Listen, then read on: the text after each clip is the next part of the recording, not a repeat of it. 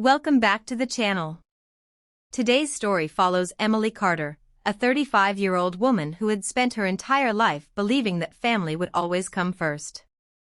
Growing up, Emily had never asked for expensive gifts or grand celebrations. She simply wanted to feel loved and remembered. Every year she organized birthday dinners for her parents, bought thoughtful presents for her younger sister, Olivia, and even planned surprise anniversaries for relatives who often forgot her own special occasions. Despite always being the dependable daughter, Emily had become used to receiving less attention than everyone else. She convinced herself that people were simply busy and that one day things would change. This year felt different, though. Turning 35 was a milestone she wanted to celebrate with the people she loved most.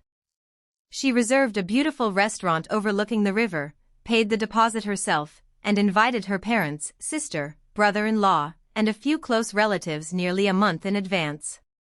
Everyone enthusiastically accepted. Her mother even promised, "Don't worry, sweetheart. We'll all be there. 35 only comes once." For weeks Emily looked forward to the evening. She bought a navy blue dress she had admired for months, booked an appointment at her favorite salon, and even ordered a custom birthday cake decorated with fresh flowers because she wanted the dinner to feel elegant but warm. Her closest friend, Sarah, noticed how excited she seemed and smiled. "You deserve this, Emily. You've done so much for everyone else." Emily laughed softly and admitted she hoped this birthday would finally become a happy family memory instead of another disappointment.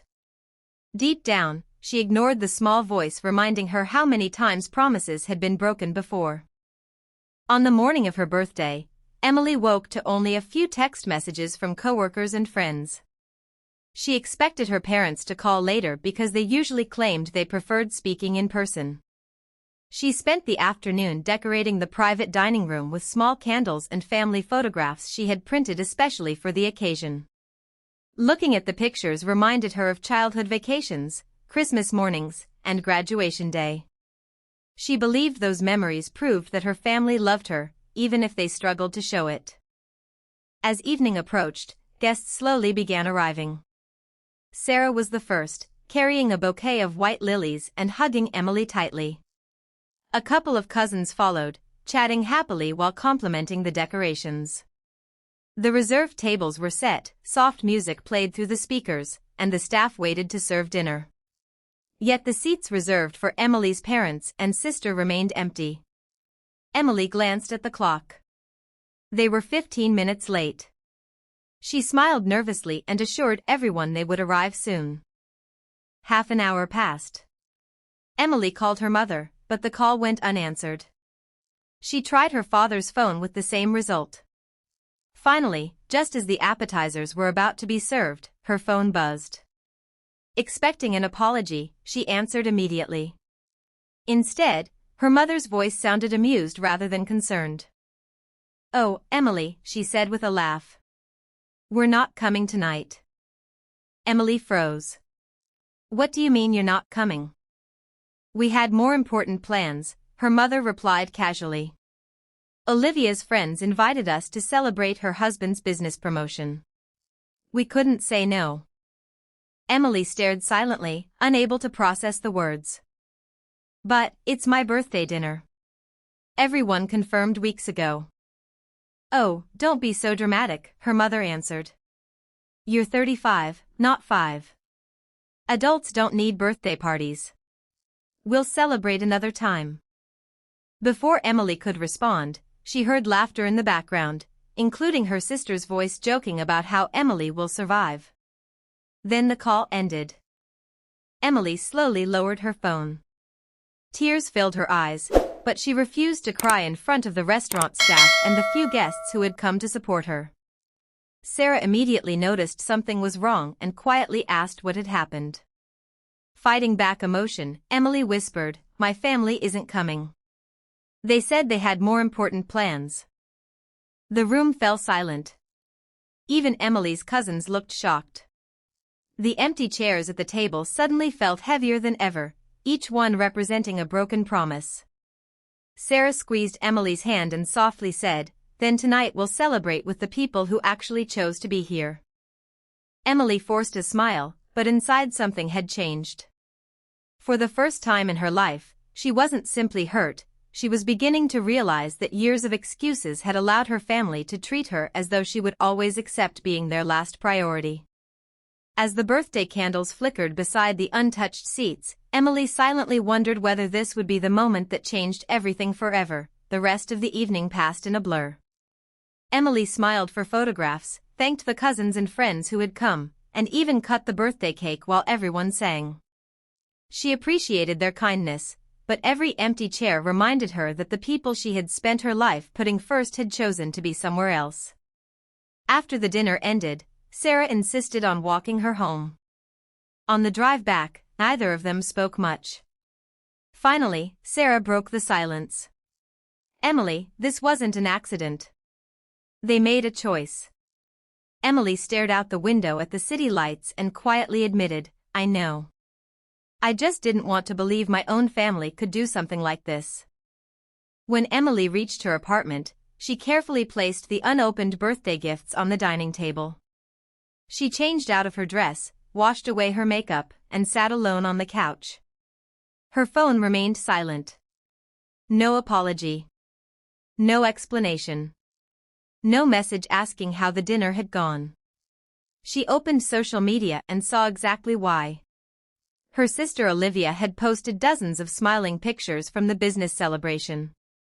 Their parents were laughing, raising glasses, and posing proudly beside Olivia and her husband. The caption read, "Celebrating the people who truly deserve it." What a wonderful family evening.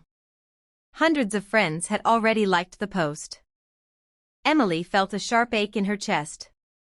She realized her own birthday had not simply been forgotten, it had been replaced. Worse still, they seemed proud of their decision. For years she had protected her family's image, making excuses whenever they disappointed her. This time she couldn't stay silent. She opened her phone gallery and found a picture Sarah had taken earlier that evening. It showed the beautifully decorated birthday table with several empty seats waiting for guests who never arrived. Emily looked at the image for several minutes before typing a short caption. "Tonight I celebrated my 35th birthday with the friends who chose to come. My parents and sister cancelled at the last minute because they said they had more important plans. I spent years believing family always shows up. Tonight I learned that sometimes the people who love you are the ones who choose to stay, not the ones who share your last name. To everyone who came, thank you for making me feel seen." She hesitated before pressing the post button. Part of her worried she was being unfair. Another part remembered the laughter she had heard over the phone. Taking a deep breath, she tapped post and set the phone aside. The next morning Emily woke to dozens of notifications. Friends from college, coworkers, former neighbors, and even distant relatives had commented on her post. Many shared similar experiences of being ignored by family members. Others simply wished her a happy birthday and reminded her that she deserved better. The post spread much faster than she expected, eventually reaching people her parents knew. Around noon her phone rang. It was her mother. "Emily," her mother shouted before Emily could even speak. "How could you embarrass this family like that?" Throughout the afternoon, more relatives contacted Emily, not to criticize her, but to apologize for never realizing how often she had been treated as an afterthought. An aunt confessed she had always noticed Emily sacrificing her own plans to help others. One cousin admitted that this wasn't the first family event Emily had been overlooked for. Later that evening, Sarah visited with coffee and pastries. She smiled as she read through the supportive comments. "Do you regret posting it?" Sarah asked. Emily thought carefully. Sarah nodded proudly. "You know," she said, "sometimes telling the truth doesn't destroy a family. It only exposes the cracks that were already there." Emily looked around her apartment. It was quiet, but somehow it no longer felt lonely. She realized she had spent years chasing approval from people who expected her loyalty without ever returning it. She didn't know what would happen next. Whether her parents would apologize, whether her sister would ever understand, or whether their relationship could be repaired. But one thing was certain. She would never again allow anyone, even family, to convince her that she was less important than everyone else. And while Emily believed the hardest part was finally behind her, she had no idea that the consequences of her simple birthday post were only just beginning. The days that followed changed Emily's life in ways she had never imagined. Her birthday post continued to spread as friends, relatives, and even strangers shared it with messages about respect, family, and self-worth. Hundreds of people commented that they had experienced similar heartbreaks, while others praised Emily for having the courage to tell the truth instead of hiding behind a perfect family image. What surprised her most was that nearly everyone understood exactly why she had posted it. She had expected criticism, but instead she found compassion. Meanwhile, her parents and Olivia faced uncomfortable questions from relatives and family friends who had seen the post. Invitations to family gatherings suddenly became awkward, and people who had always admired her parents quietly began asking why they would abandon their own daughter on such an important day. Emily never added another comment or tried to defend herself. She had already said everything she needed to say. The truth was enough. 3 days later, there was a knock at Emily's apartment door. Standing outside were her mother, father, and Olivia. None of them looked as confident as they usually did. Her mother forced a smile and held a small gift bag. "Can we come in?" she asked. Emily stepped aside politely but remained calm. They sat in silence for several moments before her father finally spoke. "Emily, people have been talking about us all week. Our friends keep asking why we skipped your birthday." Emily looked at him carefully before answering, "They're asking because it happened." Her mother sighed dramatically. "We didn't come here to argue. We came because you need to delete that post. It's embarrassing our family." Emily couldn't believe what she was hearing. Not one person had apologized. Not one of them had asked how she felt. Their only concern was repairing their reputation. She folded her hands and quietly replied, "You still don't understand. You're upset because people know what happened, not because of what you did." Olivia rolled her eyes and crossed her arms. "You're making such a big deal out of one birthday." Emily looked directly at her younger sister and spoke more confidently than ever before. "You're right. This isn't about one birthday. It's about every graduation you missed, every holiday where I was expected to do all the work while everyone praised you, every promise that was broken, and every time I convinced myself that next year would be different. My birthday was simply the moment I stopped pretending everything was okay." The room fell completely silent. Her father lowered his eyes. For the first time, he seemed unable to argue. Emily continued, "I spent years earning your love by giving more, helping more, forgiving more, and expecting less. I finally realized that love isn't supposed to work that way." Her mother slowly placed the gift bag on the table.